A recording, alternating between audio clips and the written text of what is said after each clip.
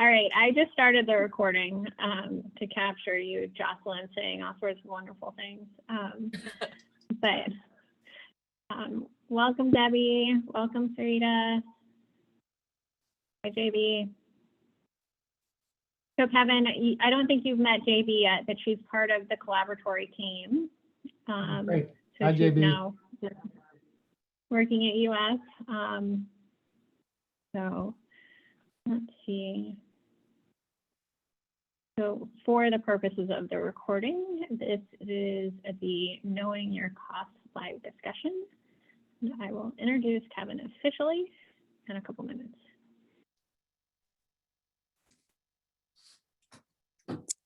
I had such a hard time with this one. I know. I'm sorry. Yeah, most people I would haven't rather even go to the checked my dentist. answers. I don't. I promise you it'll get easier. Good. I promise you. Good. All right. This has I'm been my gonna thing go from the ahead. beginning, so. I am going to go ahead and kick us off and introduce Kevin, even though not everyone's joined yet, but hopefully they will join shortly. Everybody, this is Kevin Athern, and he has worked with all of the Farm2Food folks so far in Oregon, Washington, Nevada, and Florida. And he's amazing. He's one of my favorite speakers to work with because he just, everyone genuinely cares that Kevin really, like last time he did an extra live discussion for people to help them really dig into stuff. He's just been really amazing on all fronts and really knows his stuff in terms of customizing budgets and helping people dial in on the specifics about their businesses. So I hope that everyone had a chance to do their assignments. We've heard a little bit of feedback so far, and I'm going to hand it over to Kevin in a second. One of the things that I wanted to do first is a component of the grant is the marketing individual assistance. And that can look like different things for different people, depending on what you need. So in the chat, I am going to put a list, and it says, do you need help with? And then it says, please list from most needed to least. So if you don't need it at all, don't put it in the list. If you need it most, put it first. Everything on there has a letter. So I'm gonna just go ahead and push enter. Okay, so let's say you most need logo design, you put A first, and then you need marketing strategy, then you put E. So if you guys could really quickly, and this is to get our marketing experts sort of aware of the needs of the cohort so we can start to plan. So this isn't written in stone at this point. This is just to give us preliminary information to plan. So we'll give you guys a few minutes to look at that. And I'll also bring it up at the end in case anyone else has joined. While you guys are looking at that, I did want to quickly mention that Rebecca, for unexpected personal reasons, had to drop from the program. So she is no longer with us, which is very sad. But just wanted to let you guys know that. And okay, nice. Thank you, Sarita. I wasn't sure if you'd be able to do it on your phone. That's awesome. I don't know that I condone driving and filling out the chat.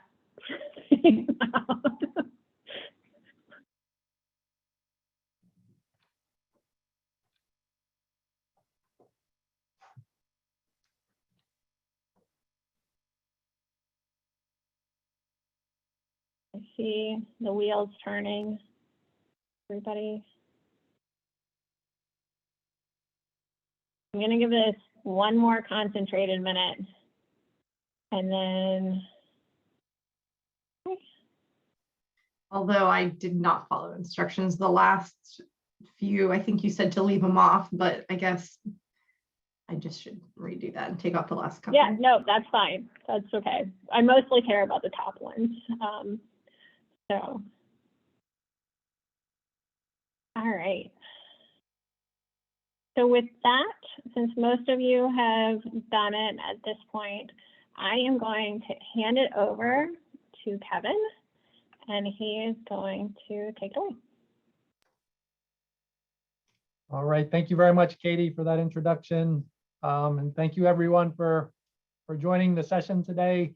I know that for most folks, you know, the money part and the math part and stuff is not probably your favorite thing, and can be challenging. But hopefully the activities and the article have helped a little bit, and hopefully we can use the time now for maybe to clarify some areas that you feel like you got you're confused about, or if you have additional questions. Katie, you had sent me a sheet that had a few questions and other points that everyone had submitted. So I don't know if, I mean, I guess the way I was thinking of using the time was maybe to spend just 5 minutes hitting kind of what I think are kind of the key concepts from the module.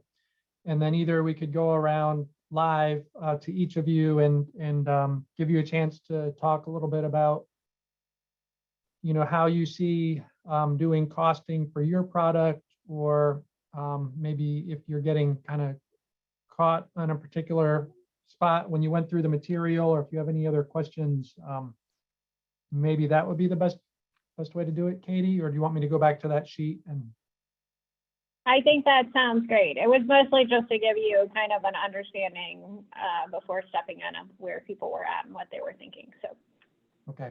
Yeah. Thank you. So, yeah, just to kind of review quickly, briefly, product costing and estimating your cost of goods sold is an important exercise that you can use that can factor into a variety of your business decisions. This could have to do with, you know, if you're changing your product mix, maybe assuming that you have more than one product that you're selling, you know, is one of those products making more money than the other, or are you even possibly losing money on a product and you're not really even sure about that, right? You know how much money is in your bank account, you do your taxes each year, and you know whether you report a profit or a loss in aggregate altogether for your business. But the real benefit to this, to doing the cost analyses, is when you do have more than one enterprise or more than one product or product category, to help you make some of those decisions in comparing products. Also, it's important if you're going to increase production or reduce production, to help you better or more easily estimate how that will affect your costs as well as your revenues and ultimately your profit from any kind of production change. That could be changing the quantity of production or even changing production method. And then the other way that it's really helpful is for setting your product prices. And I know I think you have another module that will get into more depth on pricing strategies. But one key element of that is really having a good estimate of your cost per product unit, right? So per jar of tonic, or per bag of cookies, or however, you know, whatever you're selling, whatever that sales unit is. I'll also just note that you know, kind of the basic fundamentals for this type of analysis comes from what we call managerial accounting or cost accounting, which is different than accounting for tax purposes. So, you know, we all have to have do our taxes, or have somebody do our taxes for us as a business. And they have certain parameters and guidelines, and they're following the tax code and trying to do things according to the tax code. Whereas for what what I'm trying to teach in this module is really how to do some basic analysis that will help you internally with your management decisions. And each of you, because each of your businesses is different and you're all producing different products, the way you organize your costs and the way you do the analysis will be somewhat different. So I guess initially I'm just trying to teach kind of the basic concepts that hopefully will help you apply some of that in your business. So just to review a few of those basic concepts, the first one was to distinguish between production costs and non-production costs. Okay, so normally if you're calculating the price or the cost of making a product per unit, you're normally only including the production costs. You're not necessarily including the costs of office expenses or advertising for your business or paying an accountant to do your taxes at the end of the year. Those sorts of things are not considered part of your production costs. Another distinction is between direct and indirect costs. And this distinction really has to do with your unique system, your particular system for organizing your accounts into different classes, let's say, or different categories. When you're collecting or putting together your cost information or recording your costs, are you assigning them to directly to a product category, or are you first going to put some costs together in an overhead category? And typically when I think of overhead or indirect costs, I'm thinking of shared costs that if you are producing multiple products, these are costs that are going to be shared by more than one product. And then I guess a third concept would be variable versus fixed costs. And the distinction here has to do with, it depends partly on the type of decision or the type of change you're thinking about in your business, right? So, what's variable and what's fixed will depend on maybe the time frame that you're thinking or the type of change you're thinking about. But in general, we would say that variable costs change in total in proportion to the amount that you produce, right? So the more bottles of a product, the more jars of a sauce, the more bags of cookies you produce, those costs will go up proportionally. Those are your variable costs. Whereas fixed costs are ones that don't change over a certain range of production, at least. So you have a particular capacity, maybe your canning equipment or your oven or your juicing, equipment or freeze drying equipment, is kind of fixed at a certain capacity, and you can vary production within a certain range within that capacity, and those costs won't change. So then the last point that I guess I'll go over before opening it up to discussion and questions and things is I outlined what I see as 5 basic steps to doing product costing. And the first one was to simply think about, okay, what products or product categories do I want to do the costing for?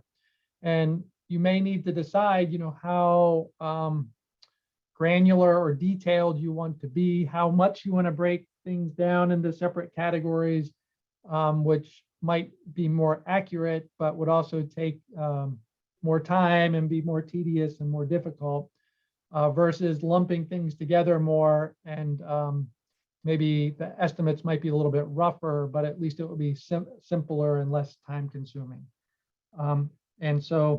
And as part of that, it's like the scale and time frame. So are you going to, is it easiest to accumulate your costs and thinking about for a particular product in terms of batches, or in terms of weeks of production or months of production or year of production?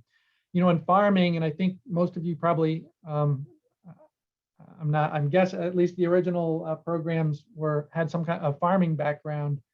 And so farming, normally you're thinking about a growing season or a year, right? And so you're accumulating costs in that time frame. Whereas with value-added processing, you may choose to do it differently, for example, on a per batch basis. All right, and then as I said, it's up to you to decide, how you want to group your different expenses for management decision making. And if you want to have a lot of different categories or just a few different categories. But we say, initially, if you can assign costs directly, like in an example article, if you're making salsa, or I think somebody's making pepper sauce, if you're going to, the cost of those peppers, it'd probably be easy for you to just assign directly to your pepper sauce class or product category directly, right? It's not shared with anything else. On the other hand, if you're making other types of products, some of your facility costs or energy costs, utility costs, things like that are part of your production costs, but you might want to put those together in an indirect category, maybe utility costs, facility costs, things like that, and then figure out a way to allocate those, charge those to your different products or product categories. And I think one of the questions was maybe still a little bit of not being sure how that's done, or what is a cost driver, that kind of thing. So we have to think about, when we have these indirect or overhead costs, what's the best way to allocate those costs to your different products? And there are all different ways that businesses do this. I mean, one simple way is to allocate it based on revenue. I said that, well, based on revenue, that's a simple way to do it. So if your one product sells, you have $1,000 of sales for one product and $500 of sales in another product, you simply allocate twice as much of the overhead costs to the one that you sell more and half as much to the one that you sell less. That's a simple way to do it, but it's not really very helpful for decision making in terms of understanding how those products drive or cause those overhead costs to be incurred. So I think the example I gave in the article, or maybe it was in the worksheet activity, was you might have overhead costs if you're renting kitchen space at a commissary kitchen, a shared use kitchen, commercial kitchen. So you're charged by the day or by the hour or by the week, however you're charged for that. But you're producing more than one product. So the question is, well, how do I allocate that kitchen rental cost to my different products? And I suggested, well, you could allocate it based on batches, or you could allocate it based on hours. And I suggested that, batches might be an easy way to do it, but it doesn't really help you if, let's say, one of your products takes twice as long to make a batch as another product. You really should allocate twice as much of the kitchen costs to the product that takes more time, because you're being charged for the kitchen by the hour or the week or the day, and that's kind of a resource constraint that you have.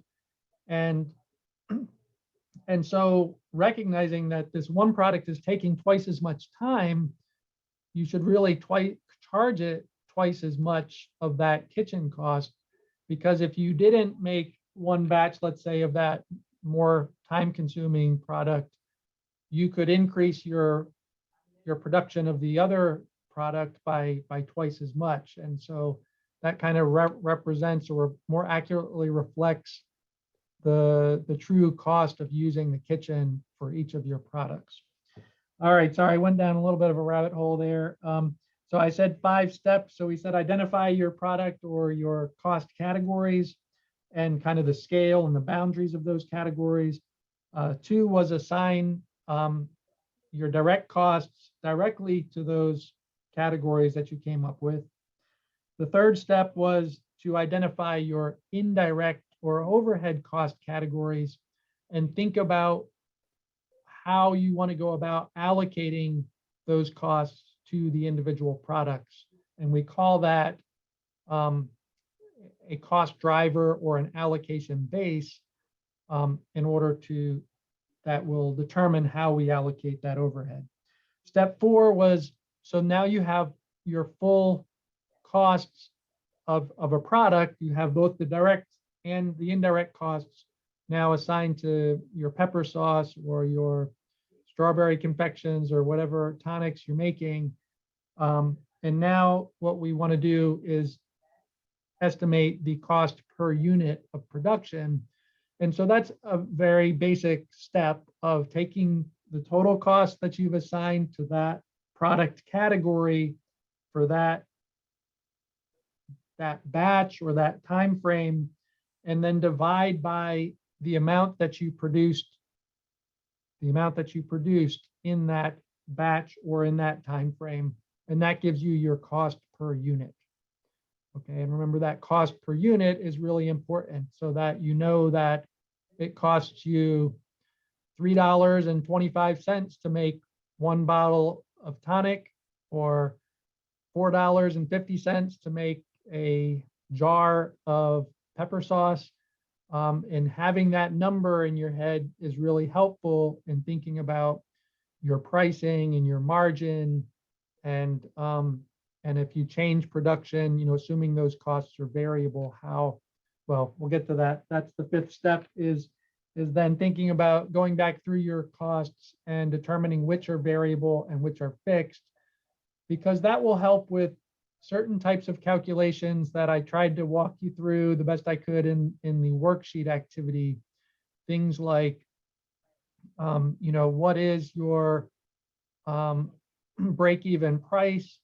What is your break-even amount of sales? So if you're investing in some fixed costs, how much would you need to sell in order to fully cover those variable and fixed costs and make a certain amount of profit?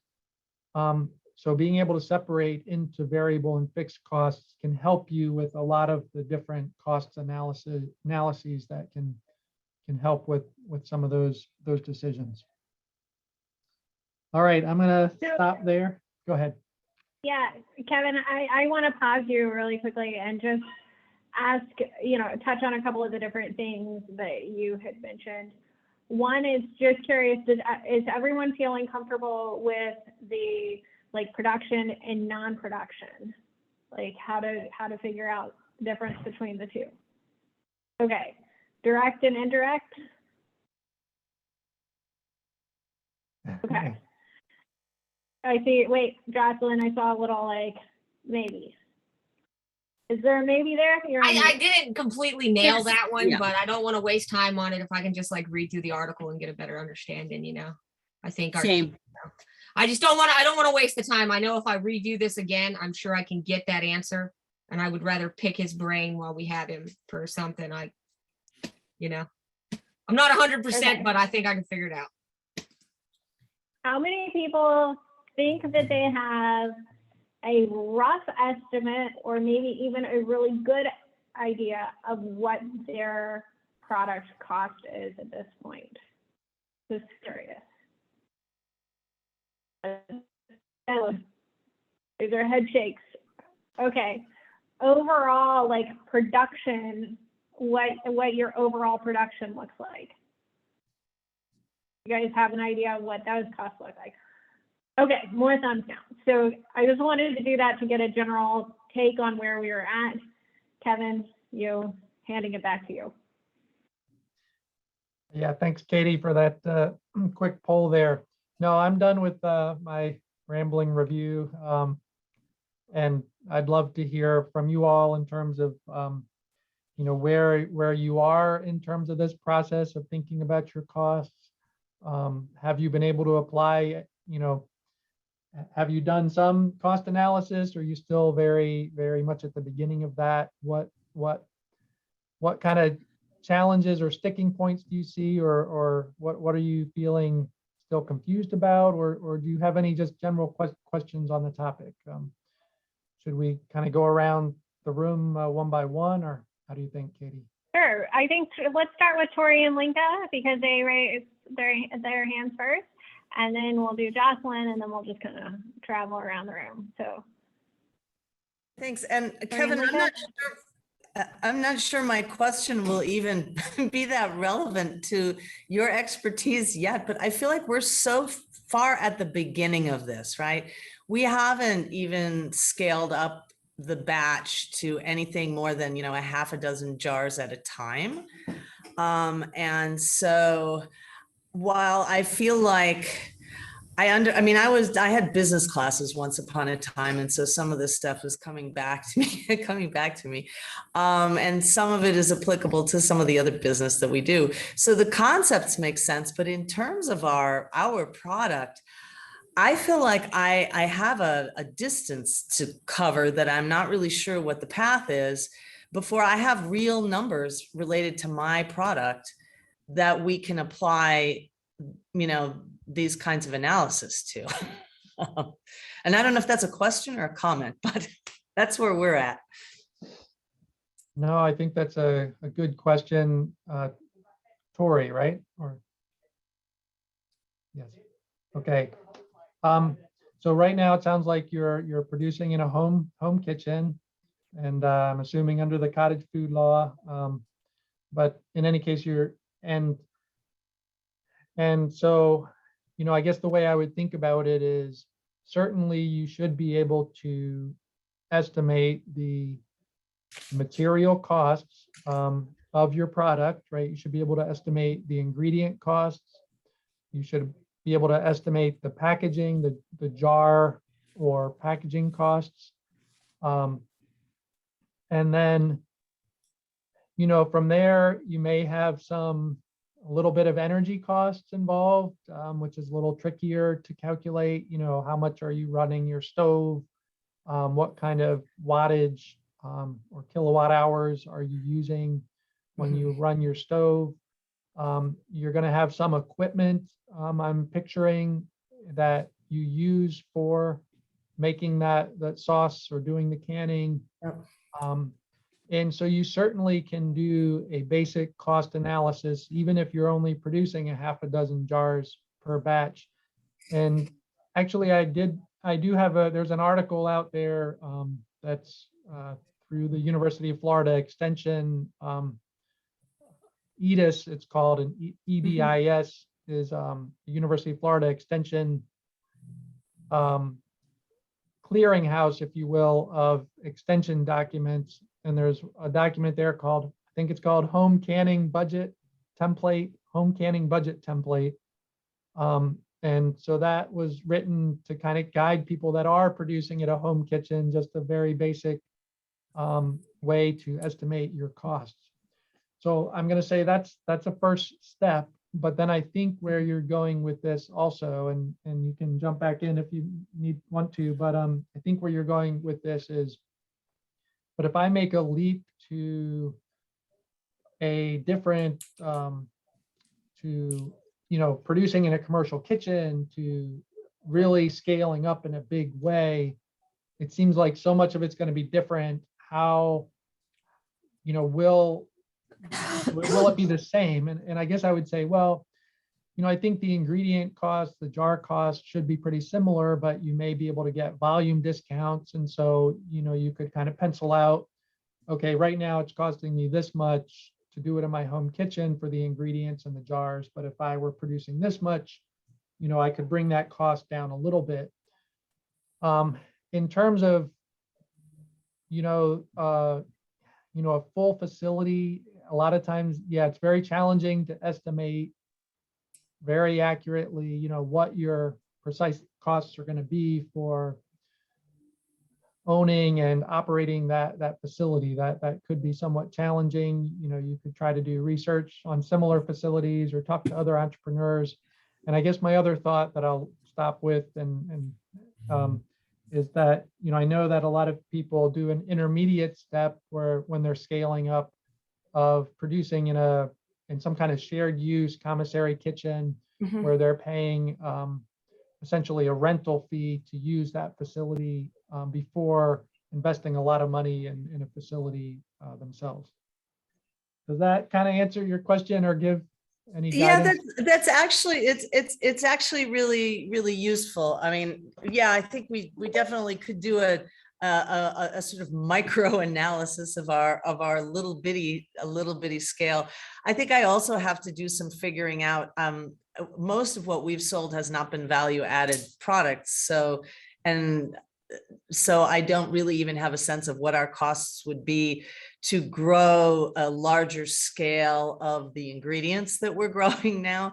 And I think it's complicated by the fact that because we homestead, there's a fair amount of what we do that we do for our own use. And so we don't cost it out the same way that we do, that you might for, like raising chickens for eggs that you're selling, right? And that's, so yeah, I think I have to kind of work at it from two different ends on a very small scale. But I mean, my sense is that if the product doesn't change in its formulation, it's definitely not a cottage food. So we definitely have to move on to some kind of facility. And I mean, I know other people who are doing project in shared kitchens. So, but even that feels like financially a really giant leap.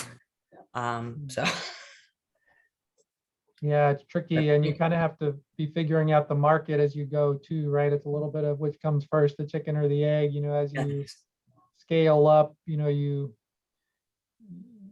can't really fully know the market, a larger scale market, until you have scaled up. But on the other hand, you don't want to scale up until you feel confident that the market's there, right?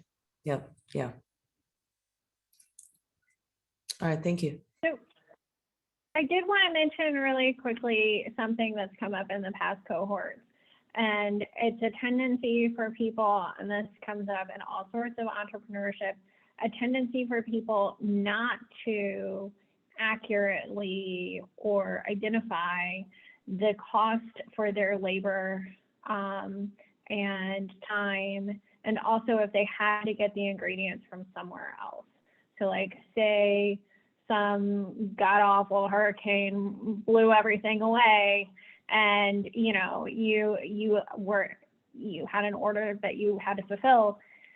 You need to be aware of what those costs are and assign true costs to them. And then also, in terms of the labor, we've had someone who there was an injury in their business. They didn't have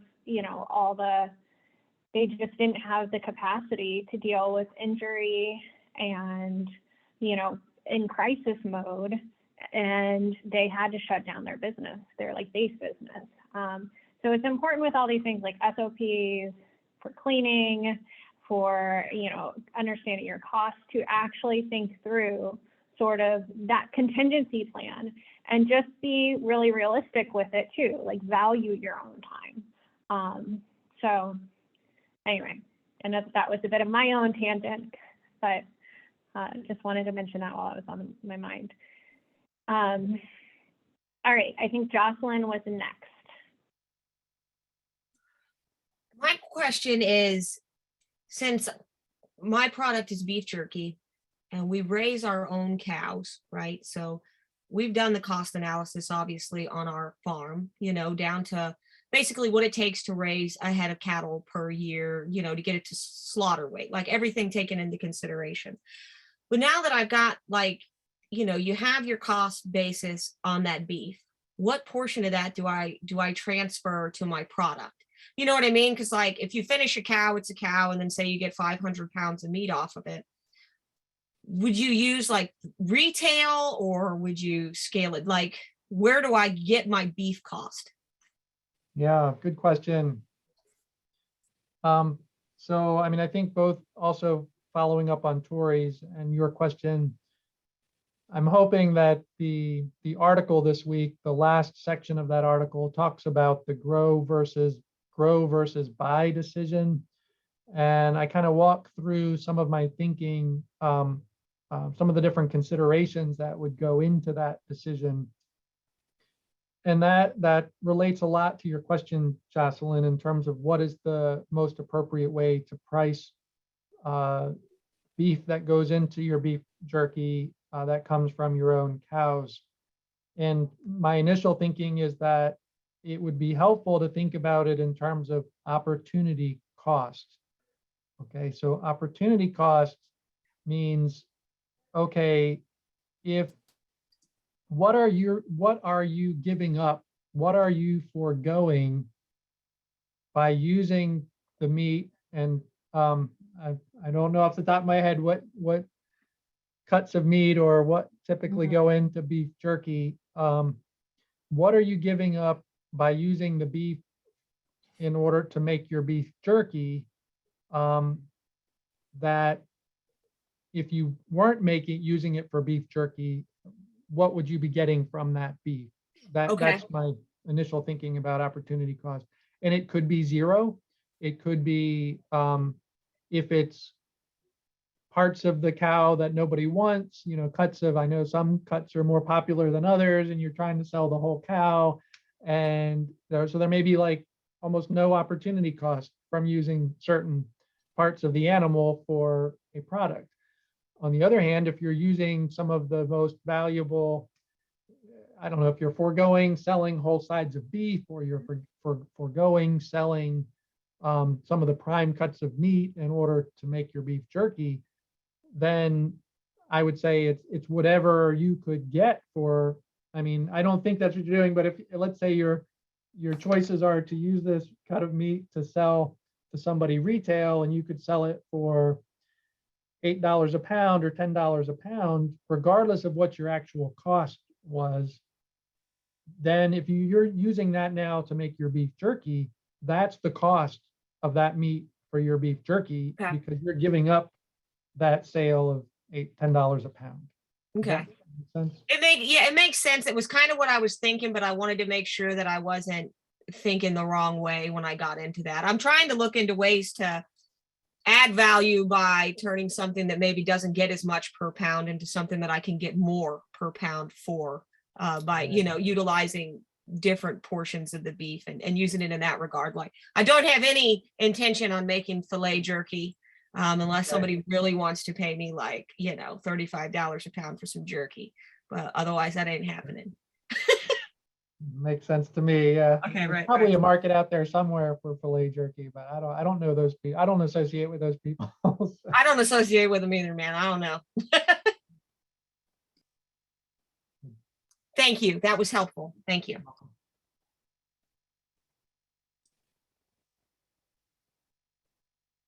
All right. Cherokee, you want to kind of go next and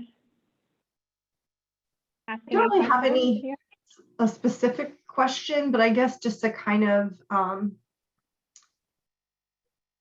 go a little bit further, same sentiment with Tori and Linka. I think there is like a big shift there, but I think that with this information, I can look at, because I really never thought about it in a monetary way whenever I was making these drinks before, because I never sold them. So I just made them and gave them to people. So I don't really know all the details, especially like at scale, right? So I think it's extremely helpful, because looking through that activity, I just looked at, okay, how many jars would I have to make? And then that volume was like, wow, okay, because those numbers seemed pretty realistic. I mean, like what I would pay for a jar of jam or something like that.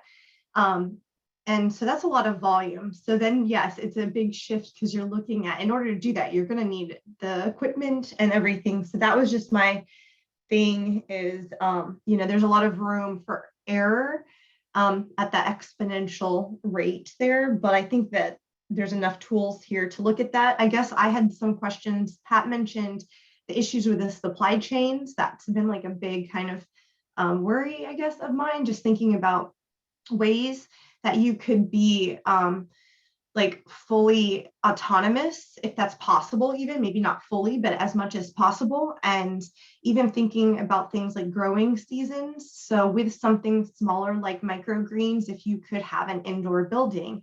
And then I just had so many questions. Like, I actually talked to a guy about solar, but I don't have a quote for building, because I wouldn't really know what size, and then like, how does that depreciate over time? So those are all like really nitty gritty questions. So I think the framework is there. It's just trying to figure all that stuff out and what makes sense, because I think from at least just initial, I think you'd have to do it at a pretty large scale for it to be cost effective, time effective, and all of that. Because yes, like Erica says, pay yourself. So one thing really quickly, I don't know if Kevin's ever had a chance to see the pricing module, but part of that is looking at getting your ingredients and different pieces like packaging and labels and stuff like that in bulk. And so it talks about scaling and it brings in your production costs, but it talks about, you know, the scaling for the different price points in there. So that is a helpful tool that you'll get later on. Kevin, there was a lot in there that I'll let you respond to. Yeah, gosh. I mean, the question of errors is certainly a real issue. You know, and this is where trying to be as diligent as you can and careful as you can in estimating your costs can be really helpful. You know, one common mistake is just simply to leave some things out. You kind of forget to include some things in the analysis. And of course, that'll skew your results. And then it's tricky when you're, you know, if you've been producing for many years the same way and you have a cost history, of course, you can be pretty darn accurate with, you should be if you're, you know, looking over your historical costs and returns and you know, projecting forward from that, you should be very, very accurate. But I totally understand that, you know, when you're going into unknown territory, it can be really challenging to feel like you have high confidence in the accuracy of your estimates. And so think about, you know, we do something called sensitivity analysis would be one way to do it, would be say, well, I'm pretty certain about these numbers here, let's lock those in, but these other numbers here, I'm not sure, you know, that number might be up here, or it might be down here. And so you could kind of run the numbers, do the cost analysis a few different times, kind of scenario A, B, and C, or you could call it optimistic, moderate, and then pessimistic or something like that, and kind of look at that range and say, okay, you know, and that'll help you also understand, well, this factor, even though I'm not real confident, it's not going to make a big difference in my final numbers, whether it's here or here, or alternatively, it may make a big difference. And then you have to think, okay, well, you know, you kind of have to, I mean, mathematically, we would assign probabilities to the different possible outcomes, but ultimately it'd be your judgment to say how likely you think the different outcomes would be, and how much you're willing to risk, you know, not knowing precisely what they're going to be. that's good. Thank you. Yes, and that's funny. I always tell my clients that know your risk. So that's it. And I mean, if any of you have, you know, specific questions, if something stumped you on the worksheet or you didn't understand, you know, we probably could take a little bit of time to try to clarify too. So Debbie, do you want to go next? Because I know that you said that the worksheet wasn't your best friend when filling it out necessarily. And so you might have some of those questions that would help everyone. So do you want to go next? Honestly, I'm not even sure where to start. I'm so overwhelmed by this. And I think part of this, I know, is just like a mental block, like starting up. I reread the article like so many times, and it was like, I ended up like breaking it down into categories just to get the math problem out, if that makes sense. Into what sort of categories? Just like finding the numbers and then trying to, and I don't know if I did it right, probably not. Just to find out what to do with them. Yeah. Like if it was something that I needed, like I know the basic idea. I use lemons are free, although I could include the cost into that if I need, as a backup, like you suggested. I know how much like all the ingredients are. Now I have not been paying myself. I should, and I will factor that in. Okay. When you say the costs of your ingredients, are you thinking about those costs in terms of batches or sales unit, or what types of? I usually buy it like in pounds normally, like my oats, because I make granola. I buy 50 pounds at a time. Okay. And this is over a span of time that I have figured that is the best amount that I can get per, I use like 6 cups, but it's the best amount, cheapest amount I can, go. And so how do you, and what units do you sell the granola or? Ounces. So I usually convert everything to ounces or, and then just use a scale. Okay.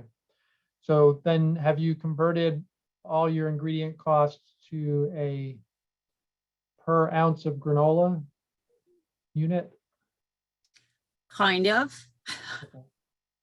Okay. Yeah. I mean, I get X far and then it's like, okay, well, I'm using my food processor. I'm using electricity. I'm using my time. And then I lose it. Yeah. I mean, I forget if I feel like maybe in one of the resource sections, the home canning budget template that I mentioned before that is available online might be helpful. It might be, I mean, I feel like the worksheet, I tried to set it up similarly, but so, I mean, ultimately, how, gosh, per ounce. So do you make the granola you make the granola in batches, right? I think she froze. Looks like she might have, her lost connection. Are you back? I think we have you back, I Debbie. do. So you make them in batches, right? It is. So is it easier to think about, and you said you buy the oats in 40-pound bags or what size? 50 pounds. 50-pound bags. And you use 2 cups per batch, or what was it? 6 cups. 6 cups. So Okay, it's 1 cup over a pound. Okay, and so you weighed, how much 6 cups weighs of oats, right? Yeah, And so you then have the cost per batch for oats, right? I do. Well, every batch is different. Okay. And that's because of the water or other, why? It's 9 different types. It's insane, but yeah. This Okay. product for this one is lemon, turmeric, ginger, nut balls. Yeah. Well, I mean, ideally you would have it broken down for each type, each kind, right? Because they're using different amounts of different ingredients and have So different I'd break costs. the oats down, break the dates down, break each type of nut down. That's what I would recommend, and I'm suggesting you do it first on a per batch basis, just because I think that'll be easier because you're thinking about the ingredients, the recipe in terms of a batch. And so if you can come up with, okay, this is my ingredient cost for my batch of this type of granola, this is my ingredient cost per batch for this type of granola. And then once you have those costs added up, for your different ingredients per batch, then you would just divide that per batch cost by whatever sales unit you think is most appropriate, whether it's per bag or per ounce. So if a batch makes 10 bags, you would divide by 10 to get your ingredient cost per bag. Or if it's, I have no idea how many ounces, 60 ounces. Each one is different. Yeah, okay. Then you would divide by the number of ounces in the batch to get, and then you'd have your total ingredient cost per ounce. You said divide by cell unit and then you times it by what? No, just divide. So once you've added up, once you've calculated your cost per batch for your oats and your cost per batch for all your other ingredients, you'll have a total ingredient cost per batch. So that's going to be one number, right? That's one number is your total ingredient cost per batch. And then you just divide that by the number, whatever unit you think is most appropriate, the number of total ounces in a batch or the number of bags of granola from a batch. Okay. However you think about it when you're selling it is probably a good unit to use. So that's it. It's just accumulating all your ingredient costs per batch and then divide by however many units come out of a batch. How do I take care of, like, I remember reading somewhere, like, because I have so many oats and I have so many dates, I'm going to be in the red for X amount of time until I have enough sold. Is that how that works? I'm saying it all wrong, but I think you get the idea. No, I think you're getting at a cash flow issue where, most businesses, you're going to incur expenses before you get revenue. And so I didn't really get into that in this module at all, which would be doing a cash flow analysis. But, assuming you're going to want to try to turn around your product as quickly as you can so that you don't have this cash flow problem. You're really just trying to, this analysis is more, over the long haul of months or a year. Am I making a profit or am I pricing my products appropriately? It's not really getting at the question of timing and cash flow. Okay. And then maybe if, hopefully you followed along with this is how you calculate your ingredient cost per ounce or per bag. And then I would do the Yes. same thing for packaging. Calculate, okay, what is my packaging cost per ounce or per bag? And then I would think about your overhead costs, whether it's your utilities or equipment you're using. If you can kind of add those all up together, and let's say,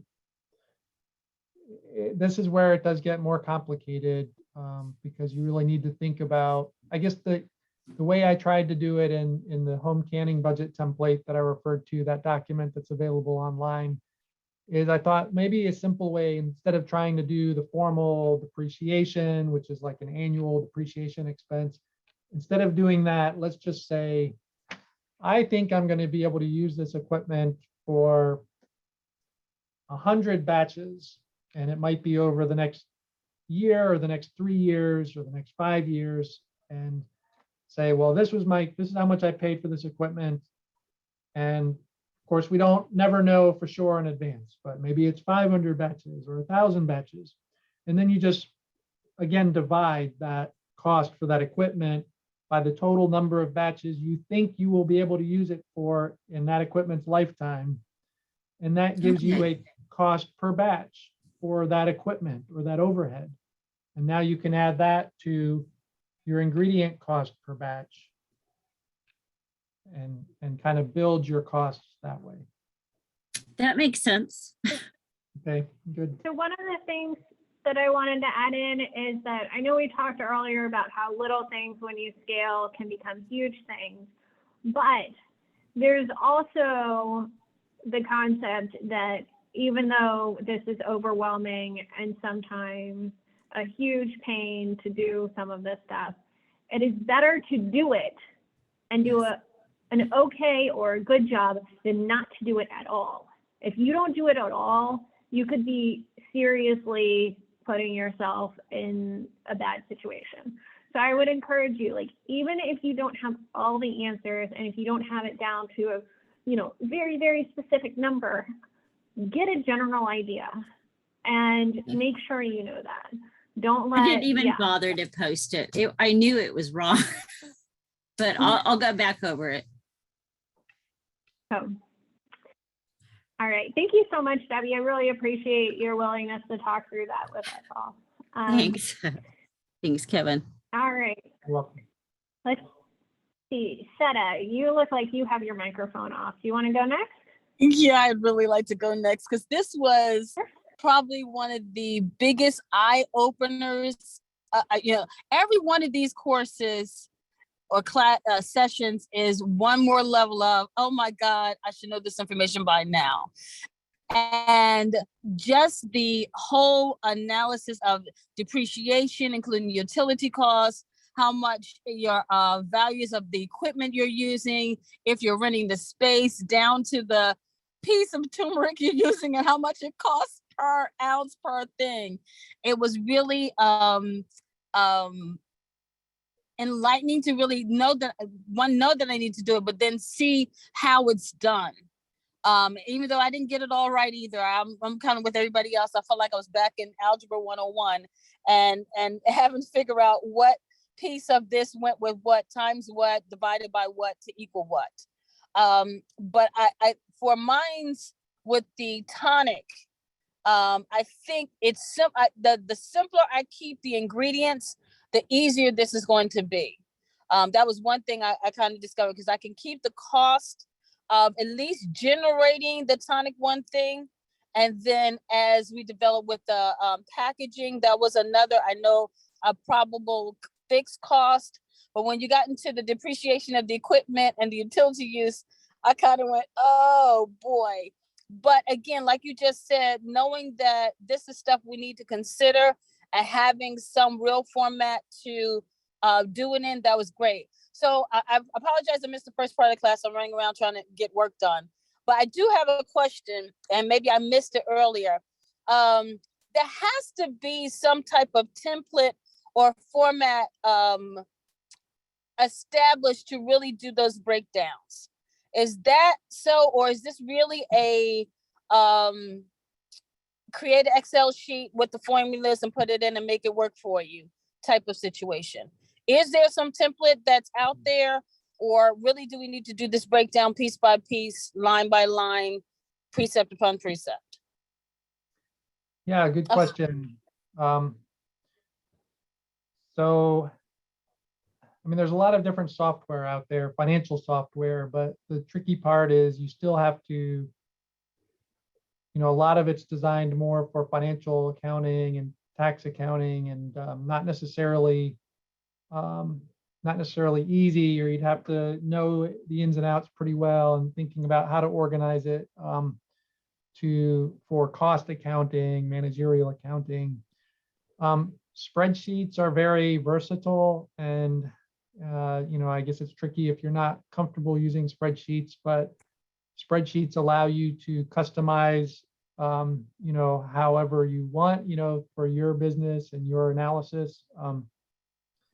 So again, I'll mention this. So if you Google budget template for home canning, or budget template for home canning, or home canning budget template, it'll take you to a document on IFAS extension that kind of walks through the cost analysis, but it also has, it opens up in HTML, but there's a button that says download PDF. So you can download it as a PDF, and there's a paper worksheet, but there's also a link in the article to an Excel spreadsheet that's on a website. I believe we're trying to redo the website where it is. I'm pretty sure it's still available. I should have double checked. Actually, let me click right now, see if it has moved. I'm so sorry. I can maybe post. I can send that to anybody that's interested, or send it to Katie and she can send it to y'all. So, I mean, I did put together what I was intended to be a simple budget spreadsheet in an Excel file for like home canning or home processing. And the idea was we should have it up on our resource page already for them. There are budget templates that Kevin sent previously on the resources page. So you guys should definitely check that out. And I believe that one's up there, Kevin. So Sorry to interrupt. That's good. I think for for my particular project, I'm glad it's simple, and I'm glad it's not as complicated getting 15 pounds of this and having to divide it down into the ounces per cup. It allowed me to break it down into simplest forms. And I think having that template would make it a little easier process to do cost breakdown. But I do agree that if we're going to make money in this, we have to know what our cost is overall in order to find out where the profit line is, or we're just doing something to be, it's the hobby and it's not a business. And I think we want this to be a business. So I appreciate the work it's going to take, and I have to review this course again too. Each one of these lessons I'm going, well, you ain't finished the last one, but go back over this information. And thank you, Katie, for making us really go through this and do the work of detailing this out so that we really have a grasp on our real cost versus what our real profit line is going forward. Thank you. And I got to run again, but I appreciate this class. Okay. So I won't be on, but I'll be right back. I'll be right back. Right. I'll be right back. Okay. Sounds good. Okay, who wants to go next? Sarita, Alice, Pat? I can definitely go.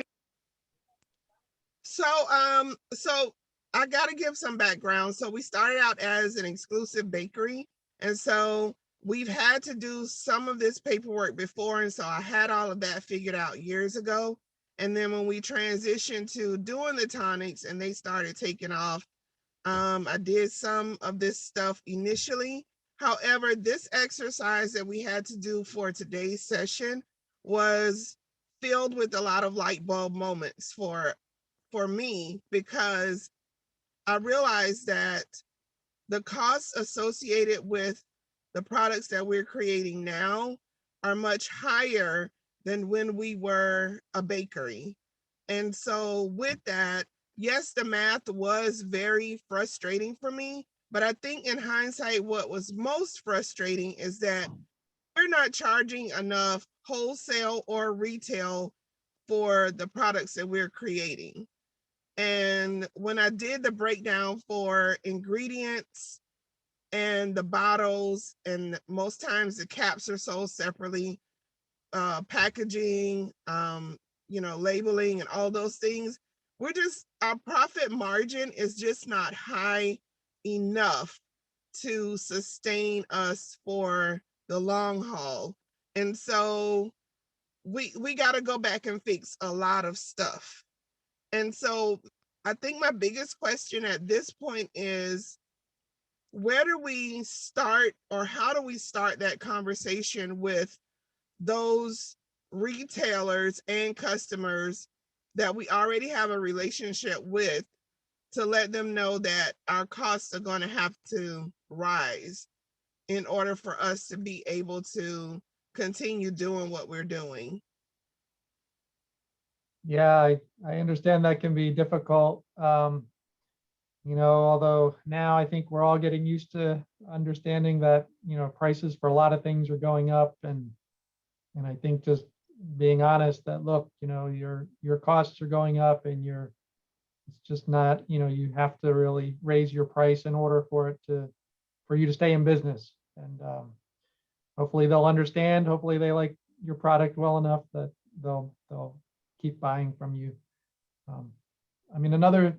Just one other thing I'll add on that is, there are pricing strategies where you price to different markets differently. So ideally, if you have a sense of the price sensitivity of different markets, of the customers in different markets, you can actually do better by charging, if you can segment those markets somehow, by charging a higher price for the folks that are willing to pay the higher price, and charging a bit of a lower price to folks that you might lose if you raise the price on them. Yeah, and I think what I remembered when we were baking is that this is kind of the part in a business journey where your brand confidence and product confidence really starts to have to become something that you get well established with. Because I think we got to build up our confidence and just walk into these conversations and be able to say, you know what, because we're not, we're not making enough money on our end. We just have to do it. But so should we just do it at little small increments, or just boom, just hit them in the face with? Oh, that's a tough one. I don't think I have a good answer on that. I'm sorry. Yeah. Yeah, not sure. I mean, yeah, Sarita, prices are just going crazy on a lot of things. I just was with someone, we bought pool chlorine, the little tablets, less than a year ago. And for a big bucket, it was like 130. And then we just went back and it's 209. So I think everyone right now understands that there are a lot of prices that are really going through the roof and affecting people's businesses. So I think that I agree with Kevin that people, I think, are generally going to be understanding that you're in the same boat as a lot of the rest of the world. Yeah. And this project also allowed me to understand what we need to continue growing versus what we need to outsource or get as wholesale from other growers or producers elsewhere. And the only thing that I can think of, because every one of our recipes starts with ginger, and we grow a lot of ginger here, and ginger is something that we can grow year round in this region because we're in 8B. Yeah, I think we're in 8B. We're in the Tallahassee area. So it made us think about, seriously, like what can we continue to grow, and then what are we going to have to start price wholesale. So we're not doing good. We're gonna have to go back to the drawing board. As a small entrepreneur, I mean, it's so critical that you differentiate your product from, other products that are out there, and really convey the quality of it, and find those markets that are willing to pay a good price for something that's a little unique or different or higher quality in some way. Yeah. There's also, Sarita, I don't know, this just came to me, and Kevin, you can tell me if this is a terrible idea, but maybe you could change your product size just a little bit, so it's like a little larger bottles, but per amount of juice or tonic, the price is actually going like higher. So per liquid ounce or whatever, you're getting more money, but you've changed it a little bit. So it's not like the same exact bottle is suddenly a lot more. Do you know what I'm saying, Kevin? Am I making sense? Yeah, that's a good point. Yeah. Now, a lot of businesses do that. They'll, instead of raising the price, they'll charge the same price, but they'll give you a little bit less product or something like that. Or just changing the unit. So, yeah. We did that 2 years ago. So we used to offer a 16-ounce size for the same price, and we're now offering a 12-ounce size. And that's because 2 years ago, during the pandemic, it was hard to source ingredients, and that was when a lot of ingredients start to really get costly for us. And during the pandemic, bottles were scarce, and what you could find were expensive, and then shipping costs also increased during the pandemic. Yeah. But I will definitely go back and look at all of that. Thank you.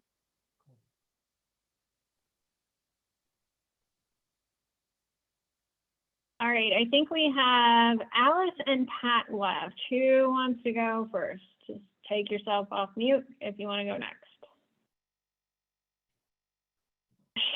I see Alice pointing at you, Pat. But I don't have any questions. I don't think. What am I supposed to? I mean, yes, doing the cost worksheets was very nostalgic. Kind of enjoyed feeling like I was back in school. I think one of the things that I didn't understand was why. I really kind of just left it blank with the commissary kitchen rental, whether that was a production or a period cost. And also I don't really understand why I needed to, the terminology, every job has its own terminology. And so I guess learning the new jargon and terminology was interesting. Is there a specific point as to know why it's a production or a period cost? I mean, if you have to pay it, you have to pay it.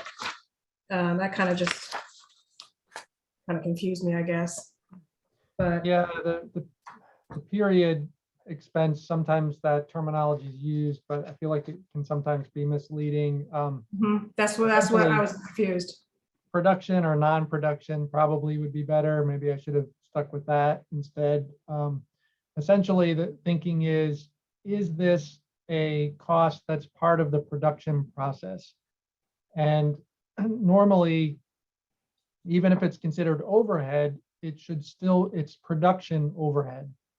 And so when you calculate cost of goods sold, standard accounting procedures, when you calculate cost of goods sold, it does include production overhead. So that's what I would consider the kitchen cost, because it's directly necessary for that production process. So I would include it in when you calculate your cost of your product. Certainly, if you think about the cost of, you might be running a business and you have you need to do bookkeeping, and you have your office expenses and stuff, but you might have multiple enterprises that are producing multiple types of things. And for producing, I forget what product you're producing, but Pat, if I'm making the meringues, so luckily, supply chain only affects me for the sugars and the date sugar, and my pricing is in flux because I have a daughter who wants me to create something more nutritious versus just satisfyingly delicious. So, Kevin, just to let you know that I am that daughter. That is my is my parent. So I did make her officially go through the whole application process, and I took myself out of the review. So she's legitimately a full participant, but yes, just she didn't vote for me is what she's saying. The pointed daughter comment was right here. Yeah. Hopefully you get to be a taste tester. No, the date sugar turned out really nice. I actually had more questions for Sarita, but that's off topic and I'll direct message her. But yeah, so I'm making meringues. My chickens are the ones that provide the majority of my product, but other things I have to source because I don't make sugarcane or grow my own dates or palm sugar. So okay, does it make sense that now that we would want to consider the kitchen expense part of the product cost ultimately of the? Yeah, and then luckily I fall under the cottage industry, so I really don't do a kitchen rental, so I can do it out of my home. I had misread a Florida website last week, thinking that they just said it made common sense not to have animals in the house, and I thought that was a rule, but it's not a rule, so I'm not going to have to worry about a kitchen rental, so I can still use my home kitchen, so that's a good thing. But yeah, it does make sense because you need a kitchen to produce. So yeah, but then in terms of producing at home, I think about opportunity cost. You probably don't need to go through assigning some kind of square footage cost for using your home kitchen. It's not interfering with any other kind of income earning activity you use in your home kitchen. Right. But then on the other hand, if you're using extra, if your utility bills are going up because of your cottage food business, you probably do want to try to factor that in. Yeah, and believe me, that'll be noted by my spouse. So. All right. Well, with that, I am going to head over to Erica. Erica, you were like in the far corner of my screen, so I apologize. I kept mentioning everyone but you and still needing to go. So Erica has her hand raised. You are next. Okay, thanks. I wasn't sure if you saw me or not, so I said something. So I enjoyed doing this exercise a lot. I have another business that's not food related at all. It's engineering. And we do all this type of stuff, but for like the government. So we have to keep track of all of our expenses by project and hours and all that. It's a real pain, but I'm familiar with this. Anyway, one of the things that came up while we were talking just now was the depreciation costs. I have a specific piece of equipment that I use. It's a cookie press. It's like a waffle iron that I didn't even think about, but yeah, definitely need to think about including that into the equipment costs and depreciating that out. And then one of the other things I was thinking about was I make my cookies right now a certain way, and I use just regular flour. But I'm wanting to change it to go more of a gluten-free route. And I was just looking in the grocery store the other day at gluten-free flour blends, and I had sticker shock at the price. So I'm trying to kind of figure out how that's gonna factor into the pricing of everything. Do I create or sell less cookies in a package? That's one strategy. I know a lot of people who make gluten-free products, they kind of create their own blends of different types of flour, not wheat flour, but other types of flours. So it's just something that I'm aware of, I guess, now. Did you calculate, if your flour cost per batch or bag of cookies with the regular flour versus the gluten-free flour? I'd be curious to know how much it would increase your cost per whatever sales unit you're selling the cookies. I haven't done that analysis yet. I'm only looking at just the regular flour right now, but I have it kind of laid out in a spreadsheet. So I'm going to get the exact measurements and kind of go through that for the gluten-free flour blend, just to satisfy my own curiosity. But So I think that, I guess the way I would think about it is if you can mark the gluten-free up, by that proportion, it would be just as profitable as the regular cookies if people are willing to pay the extra for the gluten-free, or trying like we mentioned, or like you just mentioned, selling it for the same price, but you get fewer of the gluten-free cookies in a bag than you would the regular. Right. So- Have you ever, sorry, go ahead. Erica, I wanted to, last go around of the program in Florida, we had Diabetic Kitchen come and talk to us in one of our last weeks. And they sell, I'm putting it on Amazon, right? I'm putting the link from Amazon in the chat right now.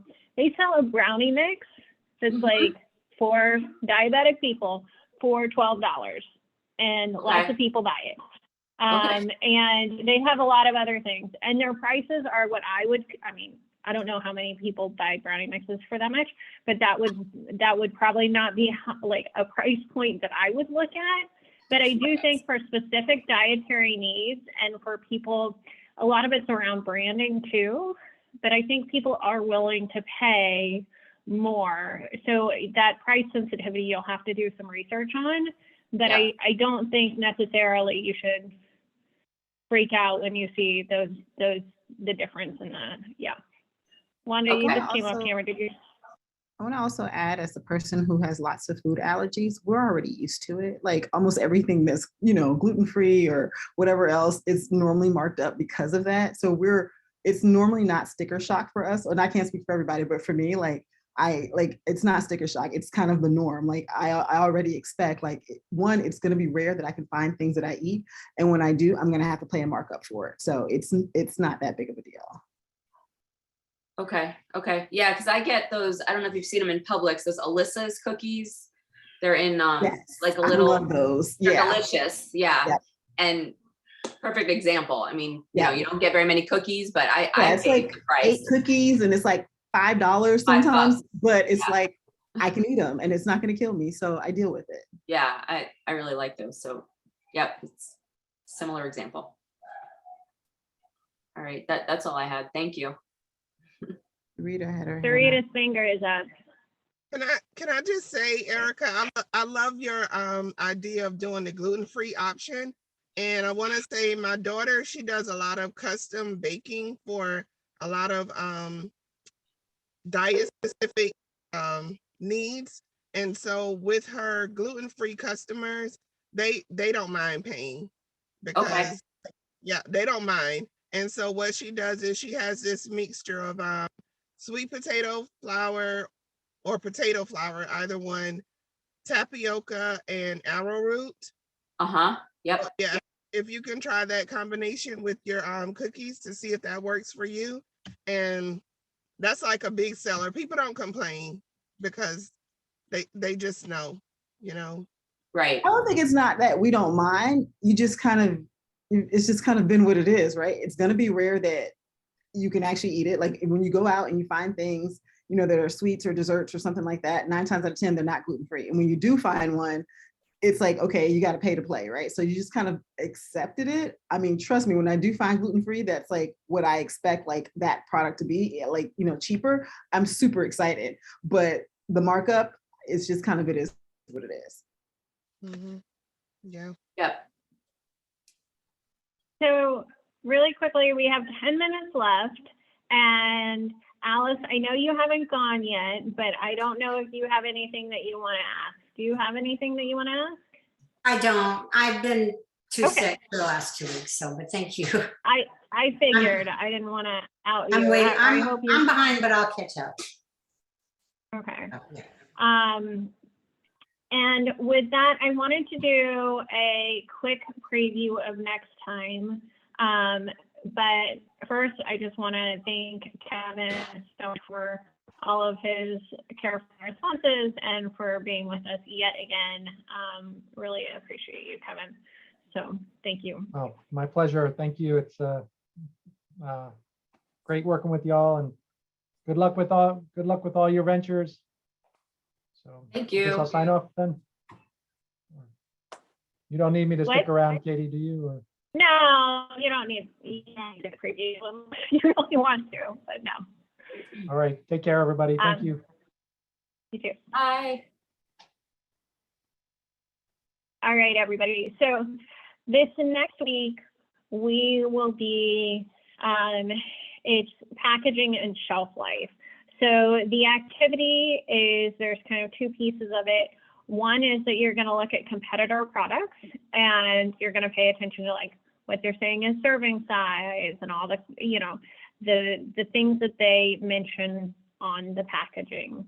I would like to just let you know that if you live somewhere remote or if you don't have access to a store that has a competitor package that you can see and you can't get, and you know, you're not able to ship one to you in time or whatever, I have like 5 grocery stores very close to me. I would be happy to go and snap some pictures for people.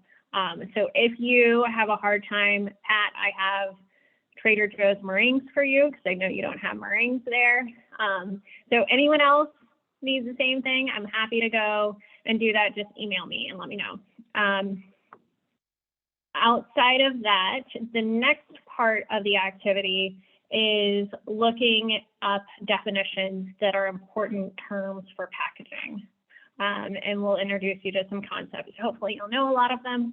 And hopefully there will be some that are new and you can learn something from that activity. So just Google, there's not an answer key because pretty much Google is the answer key as well. So just to let you know, I'm not posting an answer key or sending it. Just what you find is what you find. But if you have any questions, please, please, please, as always, put them in that discussion post area. What I always do is with the questions for the experts, I compile them and I send them just so that they have a heads up. Not all of the experts have access to the discussion forum. Some do, some don't. So for the ones that don't, I take your questions and I put them in an email and I send them off. So if you could please, make sure that any specific questions you have, you just list them. Beyond that, let's see. early when we first started, I asked people to fill out a quick survey to let us know their marketing needs. We're trying to get the marketing experts started with their interactions with you guys, and it's just kind of preliminary planning. Most of you did it, but I am going to go ahead and copy it again for anyone who did. Did anyone not do it? Alice, I don't think you had a chance to do it yet. Okay, so let me paste that really quickly in there. So Alice, if you could just please put, like, you know, say you need packaging design first, you would put a B, and then you need photography an S, and then like rank it as your most important. And if you don't need it at all, don't include the letter. All right, and thank you to everyone else who did that. I want to open it up for any questions or program things that you guys might want to discuss. Anybody?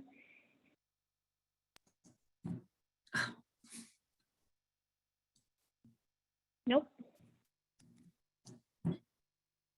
Jocelyn? Am I the only one that like wishes we had more time to talk? Yeah. No, I'm being serious. Like my mind, like I need this class, I need this day together, and then I need this day together again.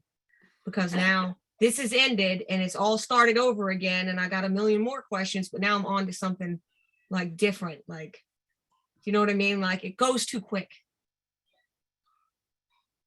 Yeah. Yeah, it is pretty. It is a pretty, yeah, Alice says she agrees. Right, It is right. a pretty rapid fire. Yeah. In terms of concepts, we're throwing a lot at you really quickly. And we just want to make sure, like, especially in the beginning, that you're covered.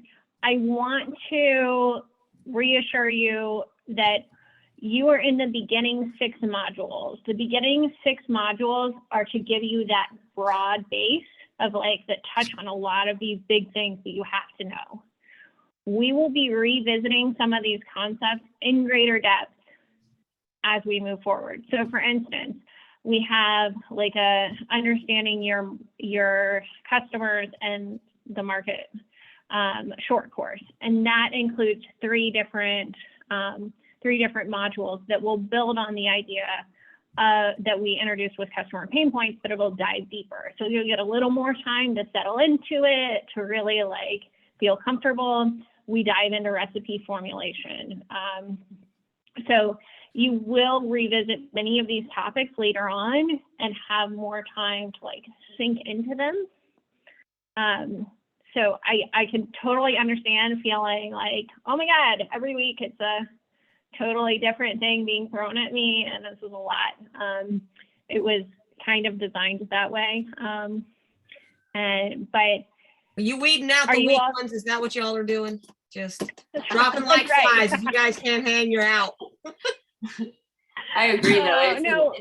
It's a lot of information at once, but I think it's good. I don't know, like, are any of you guys getting together outside of this in any small groups, or is anybody, you know, I don't know. I feel like we should be taking greater advantage of our minds outside of this hour and a half with an expert. I feel like one thing I even had written down on my notepad here, and even if I don't even know, like there's a lot with this thing, the money, I guess, but then I have on here group buying power, because I know in other areas, you know, on like different industries, they have things like affiliate marketing and stuff like that. I do feel like this type of community could do really well if they looked at some sort of co-op type work. Yeah, exactly. We might benefit, like there's, I think a lot, like I think we're missing some of the benefit of being, I haven't personally reached out to anyone, but I don't know if anybody else is kind of feeling like maybe it's time to start like exploring these ideas and seeing who's open to what, and specifically what's being grown where. And, you know, I mean, as we're starting to expand these products, it's like, you know, it's kind of becoming very real. And I don't know, we need more support for that. Jocelyn, I think also like it's the more we could get together and talk, I think being critical of each other sometimes in a good way. Do you know what I mean? Like critiquing each other. Well, and I'm learning. Really beneficial. Yeah, and we're starting to get a little bit of a background, I think a bit more on what everybody does professionally, Mhm. which could also, I think, benefit us individually, because somebody may have a skill set that we don't have. Like, was it Erica saying that she works, is it engineering? Is it you that works in engineering? Which one? Do I Yeah. have it mixed up? Yes. Yeah. You know, so some of these things are not foreign concepts to you, or somebody, you know, so if anybody is open to, like, I don't know, getting together outside of this, I would be very interested. We could always Zoom another time, totally on our. Yeah. Yeah, like if anybody October. has some flexibility, even if it's later of an evening, like I'm totally down to get with you ladies and brainstorm some more. Yeah, I am too. Yeah, Okay. okay. Me too. So I would host it and be happy to do that. We don't really have experts lined up for it, but I actually think it's better if it's you guys. Yeah. I think it's better if I'm not there and it's like a very organic, natural connecting and networking. And we have people like I do an informal monthly get together with the graduates of Farm2Food, and they show up and we just all talk. But it's amazing how often they connect offline. Like Yeah. they are helping each other all the time with all sorts of things and pooling their strengths, and really like it's very neat to see. So yes, I would absolutely encourage this. I think it's a great idea, Jocelyn. Yeah, I agree. I think that there's something about the fact that, I mean, even though we're at a little bit different stages of being prepared to do this, confronting all of this information week after week, all at the same time, I think that when we have conversations, we not only learn about each other, but we learn something about what does it mean to be doing this right now. And I don't know, I think for me, a lot of the things that feel daunting when I realize that, like, it's not just me. You know, Right. and we all have some of these issues, and I think it would be really valuable to talk about. I think too that it has come up a little bit in things that we've posted, but I like hearing everybody's voice and seeing their face. You know, like it would be even better if we could get together in person, but we're all far away anyway. So Yeah. Zoom would be great, but we all have little circles of who we're connected with in our areas too, in terms of farms and foods and markets and things like that, where, I mean, I think that if we're a core, we could really build, and we might be able to make connections for each other that we individually would never find. And that's what I was thinking, because you may have someplace like where not only my jerky may be a good fit, but my beef, or you guys may have a supplier where I can source an ingredient, or I may have a connection that's, you know, somebody may have a gluten-free chef, you know, or somebody in their Right. family who works with these Right. things, or somebody that does packaging, or where they get this or how they do that. Like that is the biggest hard part of this that I find difficult to navigate, is what specifically applies to us. And sometimes it's easier, you can get an answer in a minute, or you can read for 3 weeks. Yeah, for sure. The other thing I was going to ask, Katie, did you ever end up putting together an email list? Because I know at one point everyone was typing their emails into the chat, but I never managed to. Yeah, no, that was the week that I wasn't feeling well, and it was like all I could do to get the weekly email out. So I apologize. That's like, it is posted in the chat file that's part of all the recordings, but it's not like a nice organized list like I would normally do. I will revisit that for this next week and put it together and put the addresses in there too. I didn't mean to assign that to you. I mostly just meant to ask so that in case it had I already needed to do it. So it's absolutely fine. Thank you. And then, by the way, I would like to just mention that when you guys graduate, you're of course welcome to come to that informal thing and be connected to the larger Farm2Food network, which we have people from Oregon and Washington who attend, and a lot of Florida folks. So you're absolutely in. It's some cool stuff. So where's that at? Where is that held? It's just on Zoom. We do an informal get together every month. And so once you guys graduate, I'll include you guys on it. But you gotta make it to the end first. All right, everybody. Well, this was great. I will. Sorry, we have to finish to be invited. Yeah, That's the trick, yes. Yeah, Um, okay. All right, so I have a quick question before you end. And I'm sorry, because this is instead of blasting back into the classroom after she's already left the classroom and missed half of it. This is recorded and we can watch it later. Is that correct? 100% correct. Now, when we do breakouts, the breakouts are not, that portion is not recorded.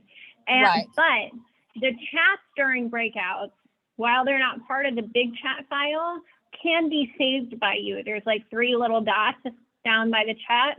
And so you can save the chat in breakouts, just as a heads up. I didn't know that. Fancy. That'd be great.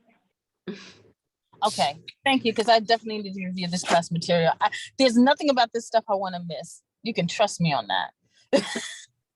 And Pamela really, really wanted to join today, and she was having some technology issues, so she wasn't able to, but she emailed me in the middle of the class saying how sad she was. So she will be probably watching the recording. This is gonna sound stupid, but where the heck is this recording at? Because it's in the, yeah, so they're on. Is it in the email on Monday? No. So on the program page for in the website, there's a thing that says live discussion information. And there's 2 drop downs. There's one for like upcoming, and then there's one for the ones that have passed. And so each week I take it from the upcoming and move it down into the past and put the recording information in there. Sometimes I'm faster and sometimes I'm slower. If you like need to watch that recording right away for some reason, please just let me know. Just be like, Katie, I really would like the recording right now, please. Because it's not a huge deal for me to do, but sometimes it just gets lost in the shuffle of many things on the to-do list. So, but it is always posted by that Monday when you get your Monday emails. So, all right, anything else before we wrap up? No. All right, well, I hope everyone has a great week, and I will see you next week. Thank you. All right. Bye. Thank you. Bye, guys. Bye. Bye, everyone.